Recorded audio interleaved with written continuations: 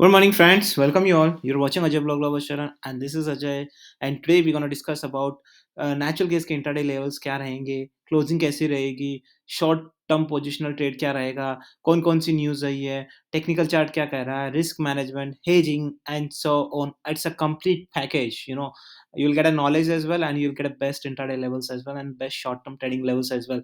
अब आप सोचोगे कि थंबनेल में इसने ऐसा क्यों लिखा कि भाई ये ट्रेडिंग बंद होने वाली है. तो दोस्तों उसका रीज़न है सब। मैं क्यों लिखा हूँ, देखो दोस्तों एक बहुत बड़ी न्यूज़ आई है।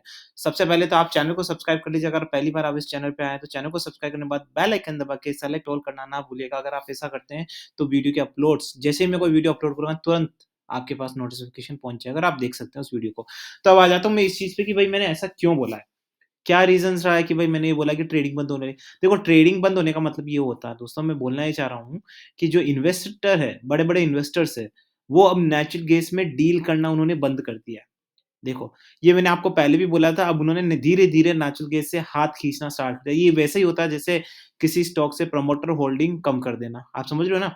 उसी तरीके से लोगों ने धीरे-धीरे नेचुरल गैस और क्रूड ऑयल का चलो थोड़ा रहेगा, लेकिन नेचुरल गैस से हाथ खींचना स्टार्ट कर दिया क्योंकि अब आ गए हैं alternative source, renewable energy, fossil fuels, coal and so many stuffs are coming तो वो उन लोगों पे ज़्यादा वहाँ पे ज़्यादा इन्वेस्टमेंट क्योंकि वो फ्यूचर है, तो बिकॉज़ जो भी कॉर्पोरेट इन्वेस्टर्स होते हैं ना, वो बड़े चालू होते हैं, राइट? उनको अपना फ्यूचर देखना होता है, वो फ्यूचर इन्वेस्टमेंट की तरफ जाते हैं। प्रेज़ेंट में वो उनको कोई मतलब नहीं होता है, राइट? फ्यूचर प्रोस्पेक्टिव क्या है, फ्यूचर ग्रोथ किसमें है, वो सारे वो देखते हैं। तो उसके हिसाब से renewable energy, fossil fuels and other solar, wind and all. तो ये अब डाटा आ गए हैं दोस्तों। पहले मैंने आपको ये न्यूज़ बताई थी कि ट्रेंड ये चल रहा है, आगे फ्यूचर ये है, लेकिन अभी डेटा भी आ गए दोस्तों। लोगों ने स्टार्ट कर दिया investment solar, wind energy, lithium battery, electric vehicles and all, right? तो यही एक फ्यूचर है दोस्तों। तो ये चीज़ जितना आप जल्दी समझ लें, उतना अच्छा है। इसीलिए मैंने ये लिखा था कि नेचुरल गैस में ट्रेडिंग बंद नहीं होगी दोस्तों। नेचुरल गैस में क्या होगा, जो बड़े-बड़े इन्वेस्टर्स हैं, वो लोग ट्रेडिंग करना कम कर देंगे। तो मेरा मतलब ये है, ठीक है ना? अब मैं और बात कर लेता हूँ कुछ न्यूज़ देखो। Argentina Argentina state oil company sees major jump in profit. अब मुझे बताइए एक चीज़ बोलते हैं, अगर मान लो काफ़ी लोग बोलते हैं सर डिमांड बढ़ गई यूरोप यूरोप में। अगर डिमांड बढ़ गई होती दोस्तों, तो ये देखो इतनी countries Argentina state oil company sees major jump in profits, right? अब आप सोचेंगे कि तो इनको प्रॉफिट कहाँ से मिल रहा है? अगर डिमांड ही नहीं बढ़ी भाई नेचुरल गैस में, तो अजय भाई ये बताओ कि इनको प्रॉफिट कैसे हो रहा है? देखिए अर्जेंटीना कहाँ से बिलॉन्ग करती है? अर्जेंटीना एक स्पेनिश कंपनी है, as far as I know, right? ठीक है ना? ठीक है ना? तो अर्जेंटीना में क्या हो रहा है दोस्तों, अर्जेंटीना में प्रॉफ़िट इसलिए हो रहा है अभी फ़िलहाल के लिए क्योंकि जो यूरोप है, समझने की कोशिश करिएगा दोस्तों। Argentina is a Spanish country, right? और जो यूरोप है ना? यूरोपियन यूनियन है, उसमें ये आती है। आप समझ रहे हैं? तो क्या हुआ ना, अब देखो यूरोप में क्या होता है, आपको पता ही है नेचुरल गैस का अकाल है, हालाँकि उन्होंने सब प्रिज़र्व कर रखा है, आपको वो पता नहीं होता पॉलिटिकल डिप्लोमेसी अलग होती है, ठीक है ना? आपके तो दिमाग में यही कि यूरोप में क्राइसिस चल रहा है, जबकि आपको ये पता नहीं कि वहाँ पे उन्होंने अपना रिज़र्व दबा के रखा है। कोई प्रॉब्लम नहीं उनको, लेकिन फिर भी वो एक्स्ट्रा गैस चाहिए उनको, राइट?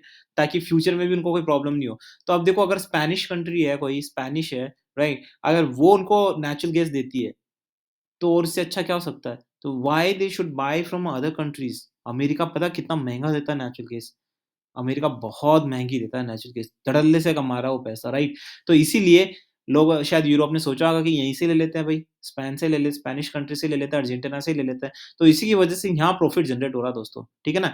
घर का ही है, वहीं से ले लो ना, क्यों बाहर से लो, राइट? तो अर्जेंटीना क्योंकि सस्ते दामों में दे रही है, तो देखो अभी नेचुरल गैस में देखो अभी क्या होता है ना, ये वही वो चीज़ हो रही है, नेचुरल गैस की सप्लाई में कोई कमी नहीं है, लेकिन प्राइसेज़ महँगी है।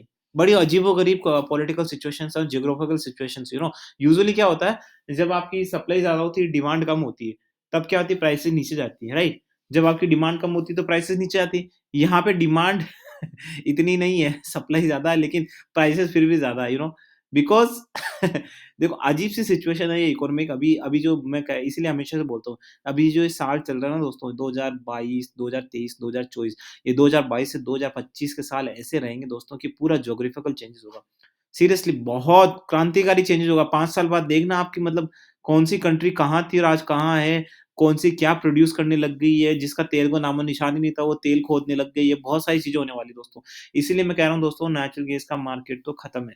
आप ये मान के चलिए दोस्तों, नेचुरल गैस का क्रूड ऑयल का मार्केट भी आने वाले टाइम में कम होगा। लेकिन सबसे पहले नेचुरल गैस का, क्योंकि वैसे ही नेचुरल गैस का इंडिया में कंज़म्पशन ज़्यादा नहीं होता है। मैं क्रूड ऑयल इसलिए नहीं बोल रहा हूँ दोस्तों, समझने की कोशिश करिए। क्रूड ऑयल में क्या होता है, क्रूड ऑयल में तो चलो इंडिया का कंज़म्पशन अभी भी ज़्यादा है क्योंकि इलेक्ट्रिक व्हीकल का ऐसा नहीं है, लेकिन नेचुरल गैस हम पहले से कम कंज़्यूम करते हैं। इंडिया में नेचुरल गैस की खपत ज़्यादा नहीं होती, राइट? ठीक है ना? दूसरी कंट्रीज़ में ज़्यादा होती है, जैसे यूरोप वगैरह हो गए। अब देखो अगली न्यूज़ है, opex back in the driver seat. अब काफ़ी लोग पूछेंगे सर मैं इतनी न्यूज़ को क्या एनालाइसिस करूँ? Guys, news is very, very important, very, very important. अगर आपको न्यूज़ नहीं पता है तो आप बिल्कुल भी प्रेडिक्ट नहीं कर सकते हो, कभी प्रेडिक्ट नहीं करना चाहिए नेचुरल गैस अगर आपको न्यूज़ नहीं पता है। देखो, मैं इसको संक्षिप्त में बता दूँगा, देखो OPEC is back in the drive में हिंदी में अनुवाद कर लूँगा। OPEC is the back in the driver seat is the world most powerful swing producer like OPEC से it was hearing US crude oil production. देखो इसमें क्या हो रहा है, ओपेक बैक सीट पे क्या हो रहा है, देखो ओपेक अब नो ओपेक बिल तो लाने से रहे यूएस, ये तो श्योर हो गया कि अब नो ओपेक बिल तो आने वाला नहीं, आपको ही पता हो गया। अब ओपेक को क्या किया, अब इन्होंने क्या किया, ओपेक प्रोडक्शन कट कर रहा है ना, तो अमेरिका क्या कर रहा है, अपना प्रोडक्शन इंक्रीज़ कर रहा है। ठीक है ना? अपना प्रोडक्शन इंक्रीज़ कर रहा है। पहले उसने अपना प्रोडक्शन इंक्रीज़ करने के लिए मना किया था। इनफैक्ट ओपेक बुली कर रहा था कि अगर इतनी चिंता है तो अपना प्रोडक्शन बढ़ा लो भई। ओपेक ने खुले बोला भई तुमको इतनी चिंता है हमारे प्रोडक्शन कट की, तो आप अपना भई प्रोडक्शन बढ़ा लो ना, बात हो गया, सप्लाई ज़्यादा हो जाएगी। तो अमेरिका ने सुन ली उसकी। ठीक है ना? ओपेक जब बोल रहे थे तो सरस्वती उनकी ज़ुबान पे बैठ गई, ठीक है ना? और उन्होंने सुन लिया अमेरिका ने, बाइडेन साहब, हमारे बाइडेन साहब ने, बुढ़ऊ ने सुन लिया, राइट? ठीक है ना? अब वो बुढ़ऊ ने क्या किया, देखो बुढ़ऊ ने क्या किया, ये जो ओपेक है, इनको नीचे लाने के लिए इन्होंने क्या किया, प्रोडक्शन अपना इंक्रीज़ कर दिया। अब अमेरिका ने प्रोडक्शन इंक्रीज़ कर दिया तो क्या हुआ? अमेरिका ने अपना प्रोडक्शन इंक्रीज़ करने के बाद अपनी कंपनीज़ को, ध्यान से सुनिएगा दोस्तों, एक्चुअली प्रोडक्शन इंक्रीज़, देखो प्रोडक्शन इंक्रीज़ करने में पहले क्या दिक्कत थी अमेरिका को, पहले क्यों मना कर रहा था, उसका रीज़न था। क्योंकि जब प्रोडक्शन इंक्रीज़ होता है ना दोस्तों, तो क्या होता है, ठीक है ना? लोग क्या करते हैं, कंपनीज़ क्या करती है, एक बात ये मान लो कंपनी का प्रोडक्शन इंक्रीज़ हो रहा है, तो क्या होगी, कंपनी सप्लाई ज़्यादा करेगी, कंपनी प्रॉफ़िट ज़्यादा कमाएगी। तो वो क्या करती थी, कंपनी जो प्रॉफ़िट कमाती थी, राइट? उस कंपनी को, जैसे हमारे क्या होता है, अगर मान लो इन्फोसिस प्रॉफ़िट कमा रही है, तो क्या होता है, डिविडेंड और बोनस दे देती है अपने शेयर होल्डर्स में, करेक्ट, राइट? लेकिन अमेरिका में क्या हो रहा था दोस्तों, कि वो है ना अपने डिविडेंड शेयर्स नहीं दे रही थी, क्योंकि कंपनीज़ क्या है, जैसे अच्छा खासा प्रॉफ़िट कमा रही है, मान लो कंपनी, तो कंपनी ने क्या, वो प्रॉफ़िट है ना अपने शेयर होल्डर्स को ना देके, वापस से उस कंपनी की जो प्रिंसिपल उसमें प्रॉफ़िट ऐड करके फिर से प्रोडक्शन इंक्रीज़ कर दिया। तो ये साइकिल चल रहा था। क्यों कर रहे थे ऐसा? जब उनसे बात की गई और उनसे पूछा गया कि सर आप भई ऐसा क्यों कर रहे हो भई? यूजुअली तो डिविडेंड देना चाहिए सबको, बोनस देना चाहिए। हर कंट्री मतलब हर कंपनीज़ देती, तो आप ऐसा क्यों कर रहे थे?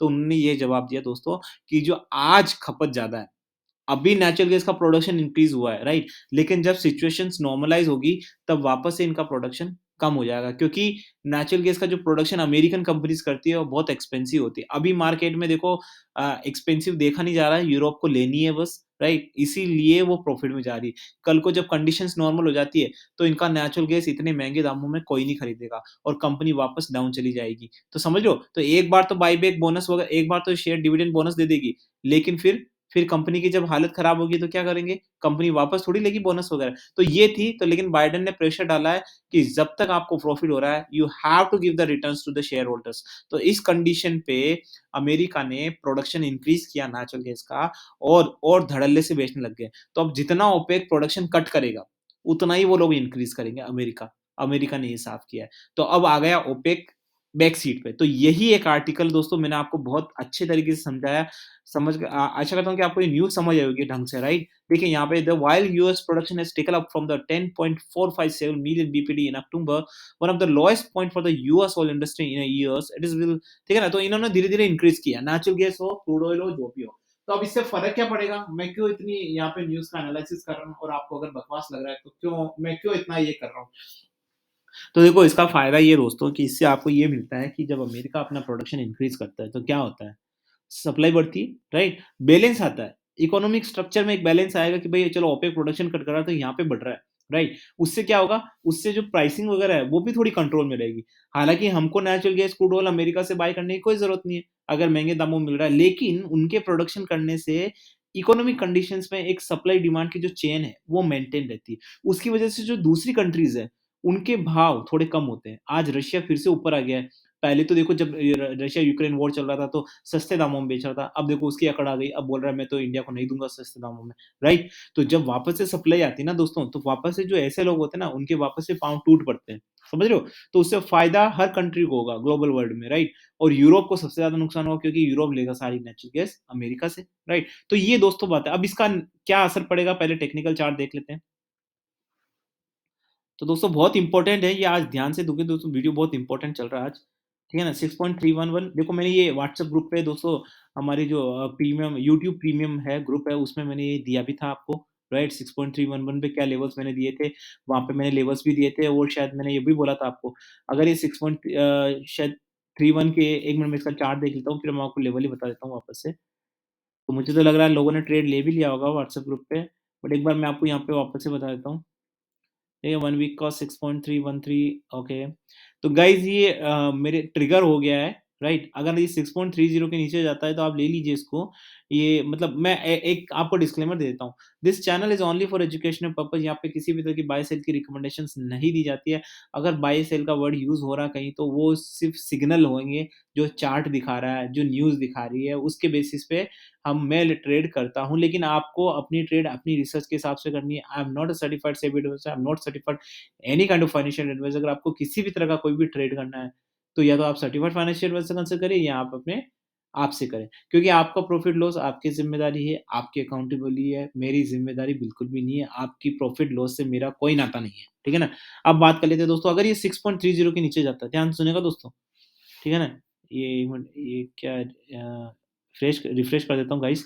देखिए, मैं इंटरनेशनल मार्केट और नेशनल मार्केट दोनों बताता हूँ यहाँ, ठीक है ना? So don't worry about it, and if somebody is not able to understand the English, I will tell in Hindi as well, in English as well, in Hindi और English both as well, okay. देखिए यहाँ पे अभी कौन-सी price पे है ये, 6.31 पे है दोस्तों, राइट? 1 डे का क्या चार्ट कह रहा है?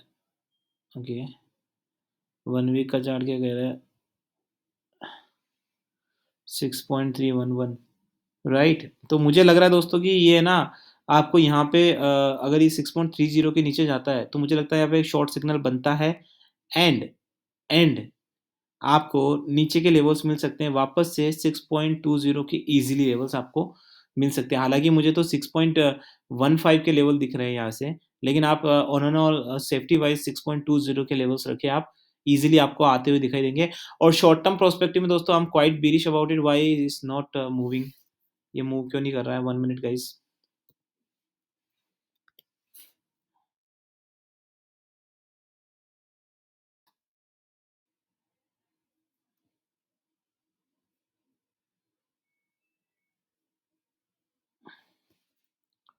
Okay, guys. So below 6.30, you can see the 6.15 or 20 levels. Okay, for safety side, you can mention 20. And in short term perspective, I'm quite bearish about it. बहुत ज़्यादा bearish हूँ मैं, और मुझे तो ये लग रहा है कि ये 6 के नीचे भी जाएगा जल्द ही। आपको वापस से 5.90 के लेवल्स आपको देखने को मिल सकते हैं on a short term perspective. And I don't think so, अगर ये ऊपर भी जाता है अकॉर्डिंग टू मी, राइट? जैसे कल भी ऊपर गया तो हमने शॉर्ट किया था, ठीक है? मैंने शॉर्ट किया था। तो जितना ऊपर जाता है उतना शॉर्टिंग का ज़्यादा अपॉर्च्युनिटी बनती है दोस्तों आपके पास, राइट? क्योंकि इसमें और कुछ भी नहीं रहा दोस्तों। ये जो दिन का फ्लक्चुएशन है, ये कोई मायने नहीं रखता है। शॉर्ट टर्म में अकॉर्डिंग टू मी डेफिनिटली 5.90 तो मुझे पक्का लग रहा है कि वहाँ पे जाना ही जाना है, ठीक है ना? तो जितना बड़ा स्पाइक होगा उतना हमारे लिए अच्छा होगा, ठीक है ना? तो ये तो हो गया हमारे ऊपर के लेवल्स में। देखो इंट्राडे नीचे के लेवल्स मैंने बता दिए 6.30 के नीचे, लेकिन अगर ऊपर, अगर ये वापस ध्यान से सुनिएगा दोस्तों, वापस से रिपीट नहीं करूँगा। हाँ, हाँ, हाँ, 6 पॉइंट 6.30 के ऊपर अगर जाता है, तो आपको वापस से मुझे लग रहा है 6.45 के लेवल्स ऊपर की साइड में आपको इंट्राडे मिल जाए। तो इंट्राडे लेवल क्या हमारा 6.30 के नीचे अगर सस्टेन करता है 2 मिनट अगर नीचे, तो आपको 6.20 के लेवल्स मिलेंगे। अगर ये 6.36 के ऊपर ट्रेड करता है, रेजिस्टेंस है, वो अगर क्रॉस करता है, 2 मिनट तक सस्टेन करता है, तो आपको ईज़िली 6.45 के लेवल्स मिलेंगे। On a short term perspective, I am looking for the levels of 5.90। Short term perspective में मुझे 5.90 के लेवल अपनी आँखों के सामने फ्लैश होते हुए दिखाई देगा दोस्तों, राइट? ठीक है ना? तो चलिए बात कर लेते हैं हम इंडियन मार्केट की, हमारे प्यारे इंडियन मार्केट के बारे में बात कर लेते हैं।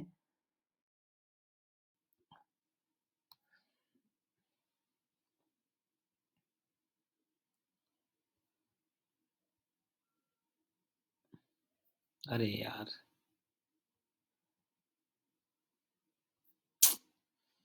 Okay, here we are. Okay guys, refresh कर देते हैं। ओके गाइस, तो ट्रेडिंग में जाने से पहले दोस्तों अगर आपको अच्छा खासा फ़ायदा हो रहा है, प्रॉफ़िट हो रहा है तो ऑलवेज़ रिमेंबर कि एक छोटा-सा पार्ट आप डोनेट भी करें, ऑर्फनेज वगैरह जो अनाथ बच्चे हैं वगैरह उनको आप डोनेट कर सकते हैं। छोटा-सा पार्ट कितना भी हो सकता है, अगर मान लो आप 10,000 का प्रॉफ़िट कमाते हैं, ये टोटली ऑप्शनल है, मैं जैसे कन्वे करना चाहता हूँ, ठीक है ना? मैं यूजुअली करता हूँ, ठीक है ना? तो 10,000 का अगर आप 1% अगर अभी 1% भी माने, ठीक है ना? तो भी आप अगर ₹100 भी 10,000 में से अगर ₹100 भी कहाँ डोनेट करते हो, तो अगर आप कमाते हो ₹1,00,000, तो अगर आप उसमें से 1-2 हज़ार भी अगर कहीं डोनेट करते हो, so that will be a very noble cause and that will be a value add on. So अगर आप ऐसा करना चाहते हैं, तो आप करिए, ठीक है ना? मैं हमेशा से यही सबको बोलता हूँ कि आप करिए, मेरे व्हाट्सएप ग्रुप में भी काफ़ी सारे दूसरे ग्रुप हैं, उसमें भी यही बोलता हूँ। तो अच्छा लगता है दोस्तों, अगर अपने प्रॉफ़िट का एक छोटा-सा हिस्सा आप शेयर करते हो, so that will be a very Nobel work. Okay चलिए गाइस, ये तो आपके ऊपर है, 515.90 है एंड अभी देखिए मैंने यहाँ पे बोला है, मैं व्हाट्सएप ग्रुप में पहले से ही दे चुका हूँ, मैं ऑलरेडी लेवल दे चुका हूँ आपको दोस्तों जब तक ये 510 के नीचे नहीं आता। वैसे तो 511 का लेवल है, मुझे दिख रहा है कि 511 के नीचे जाने पे भी बहुत कुछ हो सकता है, लेकिन फिर भी आप सेफ्टी वाइज़ क्योंकि हमें सेफ्टी पहले देखनी होती है, 510 के नीचे अगर जाता है, तो डेफ़िनिटली आपको 502 के लेवल्स मिल सकते हैं, लेकिन अगर यहाँ से वापस से 522 के ऊपर जाता है, तो दोस्तों फिर तो आपको 540 के लेवल्स ईज़िली आते हुए दिख सकते हैं, आज ही। अगर ये 522 के ऊपर जाता है तो, राइट? लेकिन आप अपनी सेफ्टी वाइज़ जहाँ पे भी आप लेना चाहें, जहाँ पे भी अपनी स्क्वायर ऑफ करना चाहें, वो आपके ऊपर है। On a short term perspective मैं पहले भी बोल चुका हूँ कि I am quite bearish on it. मुझे यहाँ से 475 के लेवल्स तो बहुत इमीडिएटली आते हुए दिखाई दे रहे हैं। लेकिन दोस्तों आपको हमेशा लेवल के बेसिस ट्रेडिंग करनी है। मुझे क्या नज़र आ रहा है, मुझे क्या लगता है उससे किसी को कोई मतलब नहीं है, मुझे भी मतलब नहीं है कि मुझे क्या लग रहा है। बस एक आपका एक एक्सपीरियंस होता है ना, उसकी वज़ह से आपको थोड़े से वो आने लगते हैं कि हाँ भाई, ये यहाँ जाने वाला है, ये वहाँ जाने वाला है।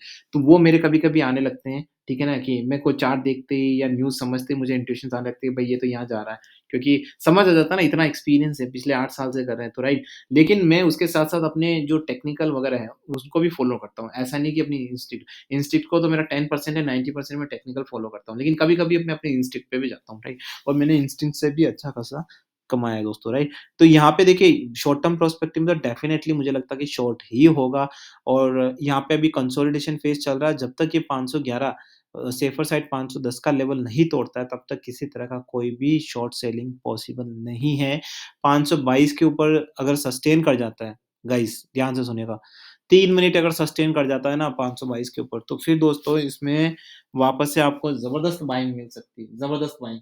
आप 522 की जगह आप 523 का रखिए, वोलेटिलिटी के मद्देनज़र 523 के ऊपर अगर सस्टेन करता है, तो आपको बहुत ज़्यादा ऊपर के लेवल्स आपको दिखाई से दे सकते हैं। बट मैं तो यही कहूँगा कि जितने ऊपर के लेवल्स आएँ, वहाँ पे मैं उतने ही उसको मतलब उतना ही क्योंकि शॉर्ट करना चाहिए क्योंकि वापस से नीचे के लेवल्स ही आपको दिखेंगे, ठीक है ना? आगे जाके वापस से नीचे के लेवल्स ही मिलेंगे आपको।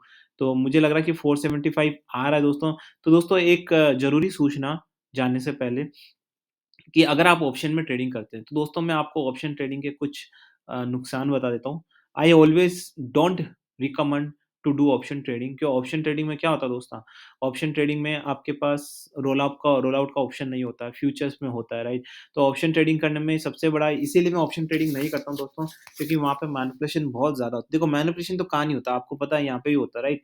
लेकिन वहाँ पे एक लेवल से ज़्यादा होता है और वहाँ पे एक्सपायरी के टाइम मैनिपुलेशन हो जाता है। तो एक्सपायरी जैसे ही पास आती है सबका प्रीमियम खाने में लगे होते हैं लोग जो बड़े-बड़े इन्वेस्टर्स हैं, राइट? इसीलिए मैं हमेशा मना करता हूँ कि ऑप्शंस में नहीं, अगर आपको करना तो फ्यूचर में करिए, आप इसमें कोई दिक्कत नहीं है, आपके पास रोल आउट का ऑप्शन रहता है, रोल आउट के अपने चार्जेस रहते हैं, लेकिन फिर भी आपके पास ऑप्शन तो रहता है, राइट? और आप हो सकता है कि आपको रोल आउट करने के बाद बहुत बड़ा मिल जाए, अच्छा खासा रिवार्ड मिल जाए, राइट?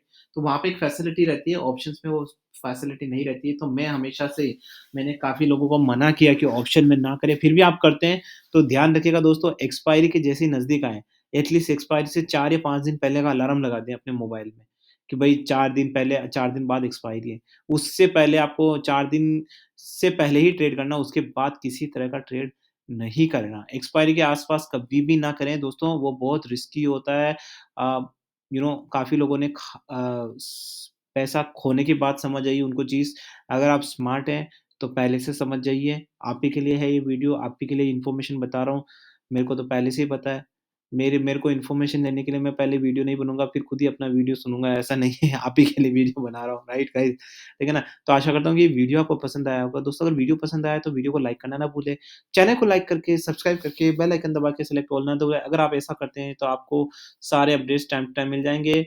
और मेरा दूसरा चैनल है जो फीचर चैनल में अजय का उल्टा चश्मा, वो भी आप जाके सर्च करिए, आपको फीचर चैनल में मिल जाएगा, उसको भी सब्सक्राइब करके बेल आइकन दबा के सेलेक्ट ऑल करिए। तो ये आपकी इच्छा है, आप जैसा करिए और मैं हमेशा से यही चाहता हूँ कि जेन्युइन कंटेंट को प्रमोट करें आप, एक जेन्युइन इन्वेस्टर्स बनें, प्रोफेशनल ट्रेडिंग करें, रिस्क एनालिसिस, हेजिंग वगैरह अगर आपको जानना है तो आप मेरे दूसरे वीडियोज़ देख सकते हैं। अजय का उल्टा चश्मा भी मैंने हेजिंग और जो भी रिस्क स्ट्रैटेजी मैनेजमेंट है और वो सब वहाँ पे बहुत अच्छे तरीके से बताया है। अजय व्लॉग्स में भी कोई सा भी वीडियो उठा के देख लीजिए, आपको उसके बारे में थोड़ी डिटेल्स आपको मिल जाएगी दोस्तों।